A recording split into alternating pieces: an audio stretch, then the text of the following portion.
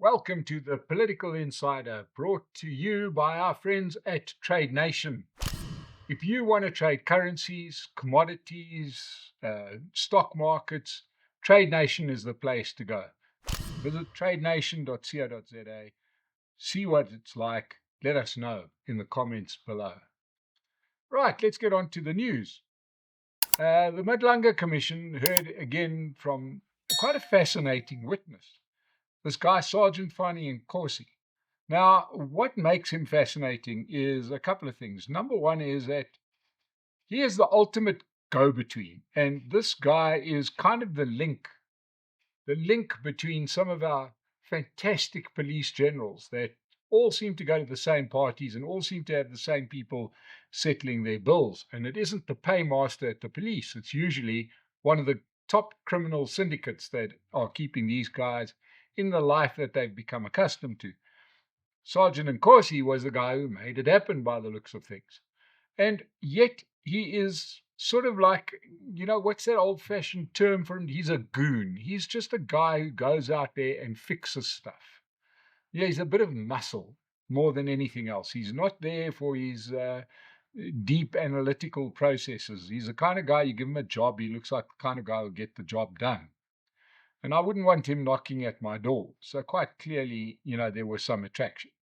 What was very curious about listening to Sergeant Fani Nkosi is how does a lowly sergeant, which is way down in the list of ranks in the police service, have access to the very top generals in the police service? There's many ranks in between, but here's a guy who's at the ground level, and he is the guy speaking to the generals. But he was also speaking to the criminals.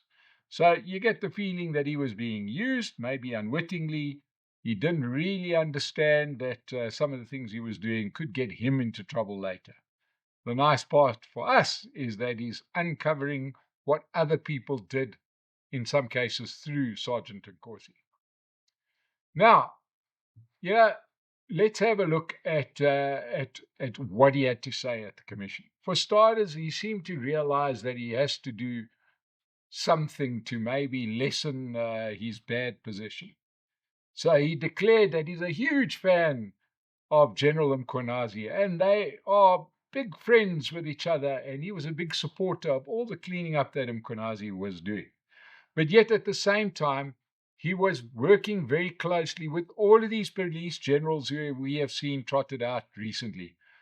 The dodgy ones, Shabiri, Sonona, Shadrach Sabia, all of these people. It seemed like he was trying to stay on the right side of Mkhwanazi, especially after he made his revelations in his press conference. But at the same time, he was passing on the very information he would get straight to the criminals. And in fact, some of those criminals he was passing on the information might have been dressed in police uniforms like some of the generals we've mentioned. In actual fact, he was on the phone with Kat Matlala in a voice call at the time that Kat Matlala was in the process of being raided by the police, which led to his arrest. So a pretty close relationship. And it's going to be interesting to see this guy tie up his evidence, but his testimony. But the interesting thing is, while he's testifying in front of the Madlanga Commission, he is busy implicating a whole lot of other senior people. And I don't think they realize that one day someone like Sergeant Fani Nkosi would face a judge like Madlanga. Down the road at Parliament, we were hearing from our police chief, Fani Masemola, who appeared before the Parliamentary Ad Hoc Committee. And he sort of started off by saying that he's got no evidence tying a former police minister or at home or relaxing police minister, Senzo Mchunu, to any drug cartels. Good. Yay. I suppose that's something to be celebrated. The police chief wasn't involved in drug selling. Only in South Africa could we think that's an achievement. But he also said that Fani Masemola, had given approval for Mkhwanazi to hold his ill-fated press conference from, that happened last July, where that started this whole ball rolling. In actual fact, Masemola said that he was going to give that address to the minister or to the president, but the president was overseas in Brazil. So, in actual fact, he was saying that it wasn't Mkhwanazi, it was actually the two of them together who were on this crime-fighting campaign. And he said that after this happened, he sat with the president, after he saw the announcement, this is coming out of the mouth of Masemola, after there was the disbandment notice of the PKTT, he sat with the president for an hour. But apparently nothing came of it. Now, if you're the president and you hear these revelations that the top crime-fighting unit is going to be disbanded by the police minister, you surely, for an hour, you can't say nothing happened. We just sat there. What did they do? Discuss the weather? It's hardly likely. In actual fact, probably the best cross-examination came from Glynis Breitenbach, who for once looked like that prosecutor that we knew from before she got into politics, where she really nailed Masemola for being so lethargic, so relaxed. You never seem to hear, if I was a criminal and I knew this guy was running the cops, I would be very, very relaxed, very becalmed, because he seems to be absolutely nowhere near the kind of energy that you would need out of a police commissioner. It doesn't seem like he has his finger anywhere near the pulse of what's going on. He didn't know how many policemen had criminal records. He didn't know how many policemen had been arrested. He just didn't know what had happened to the files after they were taken away from the political killing task team. There was a hell of a lot more of what Fanny Masemola didn't know than what he did know. How this guy became police chief, heaven only knows, but understand the one thing we have found through these commissions, especially as sometimes they've looked back, we saw that a lot with the Paul O'Sullivan testimony, that the police commissioner has been a position where they've actively avoided putting anybody who is likely to suddenly take that job seriously. And Fanny Masemola seems to go right into the sort of long list of police commissioners that were never intended to improve the police. I'm thinking of Khomotso Patlane, Ria Piecha, all of these people who, Becky Cele, when he was police commissioner. These guys, perhaps they did a version or two of theatre, but no focus on fighting crime. It's time for a good policeman, to be in that position. Perhaps that good policeman is being heard today at the Parliamentary Ad Hoc Committee, who has their last day of sitting today, and they will hear from their very first person that appeared before the Parliamentary Committee, and that is Nhlanhla Mkhwanazi himself. And he will go there in a wrap-up testimony, and it's going to be fascinating to hear what he has to say about all of the testimonies that have come out across the various committees. So we'll keep you posted as to what General Mkhwanazi had to say. Before we carry on, let me tell you about the next State of the Nation breakfast with two of our leading analysts, Prince Mashele, and on the other side of the scale, we've got JJ Tabani. These two gentlemen do not have the same political opinions of South Africa, and it's going to be fascinating to hear how they assess where South Africa is, where it's going to, with a special view on what happens in the local government elections later on in the year. So if you want to join us at this live event in Sandton with Prince Mashele and JJ Tabani, just find the information below or visit our website at sona.co.za. It has all the information there. Book a table, come and join us. Put your question to these gentlemen. Let's look abroad for a minute, something that's impacting the whole world. And just in the last 24 hours, Israel has struck Iran's military capacity again. And this time they've killed their security chief, Ali Larijani, and the commander of the Basij paramilitary forces, Gholam Reza Soleimani. These are two very, very senior people in the military. and they are no longer. In return, the Iranians launched more attacks on Israel, as one could expect. Now, this conflict, as we know, has increasingly spilt out across the region. And Iran and its proxies have launched missiles into Gulf countries, including Saudi Arabia, United Arab Emirates, Kuwait, Jordan, Oman, and, so it goes on. We also know that some of the people that were most inclined to have discussions and meetings with Western parties are many of the people who have been killed. That's starting to look like it's been done on purpose by Israel, that they want to get rid of anybody who was maybe prepared to negotiate from the Iranian side, because the last thing I want is a negotiated settlement.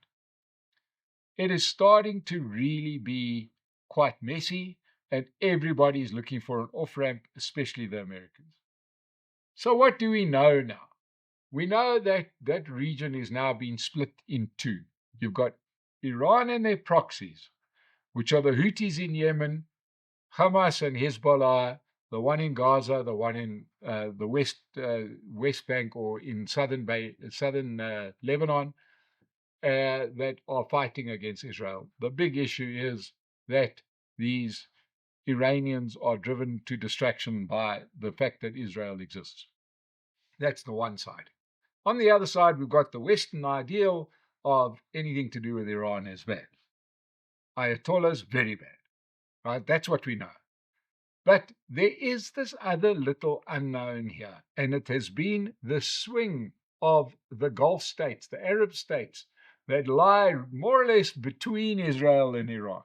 The places like we mentioned, Emirates, Saudi Arabia, etc., that stayed out of the original conflict between Israel and Palestine. On purpose. They neither condemned nor helped Israel. They did nothing. They didn't help the Palestinians. Now, we've got to remember, in days gone by, these were the very countries that were supporting attacks against Israel, but suddenly they were not lining up to launch missiles at Tel Aviv. There's been a change. What has that change been in those Gulf states? Quite simply, new generation of Arabs in the region taken to business, and they are enjoying the fruits that come with doing business. They've realized that war is not so good for business. Prosperity is quite good for business. Opening golf courses is quite good businesses. Becoming a travel hub for the whole world is very good business. And selling your oil to the highest bidder is a very, very good business. And they have been sitting there saying, we don't want to continue with this war that's been going on for 70 years. Iran, on the other hand, feels hard done by. They have got a very, very strong anti-West, anti-anyone who wants to do business bias. They just seem to want to fight with everybody. And what are they doing in this war? Well, they've choked off, as we've heard many times, the Straits of Hormuz, which means that economic chaos has ensued around the world, especially in a place like South Africa, where we're looking at it. People are talking about up to a 4 to 5 rand a litre increase in the petrol price. Now, all sides are struggling now. It's hard to work out what America thought they were going to achieve here. Kill a couple of leaders, what did they think? Did they think that Iran was going to say, you're right, you killed our Ayatollah, silly us, surrender. Here's the keys, take over. No. They're a country of 90 million people. Yes, it's an authoritarian state, but with layers. It's like if you took out the leader of China, there's other people that will take over. You won't have 1 billion people walking around saying, we don't know what to do now, the leader's gone. No, somebody steps into the breach. Now, what have they done? They have created a martyr out of the recently assassinated Ayatollah Ali Khamenei, and he's being replaced by his son. What has been interesting for the Iranian side is that they have not got the help that they thought they might get. Not one country has stepped up to assist them in their onslaught of Israel and these other Gulf states who they've also fired missiles against. Not one country. I presume they were hoping that, China or Russia or even North Korea would step up and say, we're with you, brother. We'll help you bomb, or we'll send you bombs. Nothing. We know there are a few murmurs from Russia, but Russia have got their own military problems. There's a limit to what Russia could do. So they said they'll give them some intelligence. That's been the only mention. China could not be more quiet if they tried it. Even North Korean leader Kim Jong-un, nothing, right? So the Iranians are must be running low on ammunition. They don't have the ability to make an endless number of drones and missiles. But we know that America is supporting Israel. However, this is becoming increasingly unpopular in America. And what is looming in America? The midterm elections. And pretty soon, Donald Trump is going to struggle to explain to his MAGA supporters who bought the idea that it was the Democrats that got America into these forever wars, and they were dead against wars, and they just wanted America to shut the borders and build a big wall around the country, and everybody can go away, and they just wanted to live in peace and harmony. Suddenly they've got a war in the Middle East that they don't want. And it's bad for business. It's bad for business everywhere. Trade routes are disrupted. It's going to affect everywhere, even though America has its own oil supply from America. It's going to be a continuation of this ongoing low-level struggle that has been going on since 1979. And now, with the martyrdom of Ali Khamenei, it's going to carry on for another 50 years. And it's only a matter of time before his face is on the T-shirt of every pink-haired Bachelor of Arts student in UCT. Much like we used to have Che Guevara, but he's going to just not be as cool as Che Guevara. And it's going to carry on. A new generation are going to come along wanting to fight this fight. So, what is going to happen?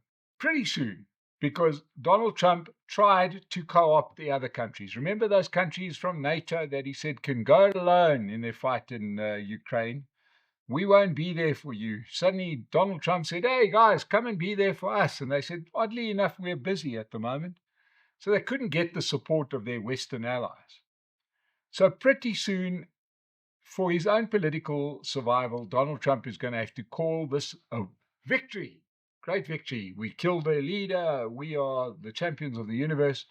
Pack up his warships and go back to America. It's going to happen soon. It's going to happen within the next couple of weeks. He's going to announce mission accomplished. What will happen? Quite soon thereafter, the Epstein files will come back onto the news. Israel will forget that Netanyahu was on the verge of being voted out or charged for corruption. They'll rebuild the Iron Dome. Every couple of months, there'll be a few missiles that'll come from Iran. But this thing will eventually just lose its steam because the Gulf states will go back to making money. They'll go back to funding their golf events, and they will realize that the quickest route out of the problem for the region will be to pay off the Houthis in Yemen, set them up as a government, to becalm the Palestinians in Gaza and the West Bank by building more apartment blocks, buy them off their support of Hamas and Hezbollah, and the world will, by the end of the year, this might just be a very distant memory. That's the way I think it's going to go. Outside chance, it turns into World War III. Don't think it's going to happen because nobody seems to have the appetite for war other than the US, Iran, and Israel. Nobody else is rushing in to go and get their soldiers killed. So I think that this is really causing consternation in the world, and quite rightly, but I think it's going to be over soon. That's the way I read it. Let me know what you think in the comment section below. Subscribe to The Political Insider. Thanks to Trade Nation. Go and check out their website, and we'll see you again soon.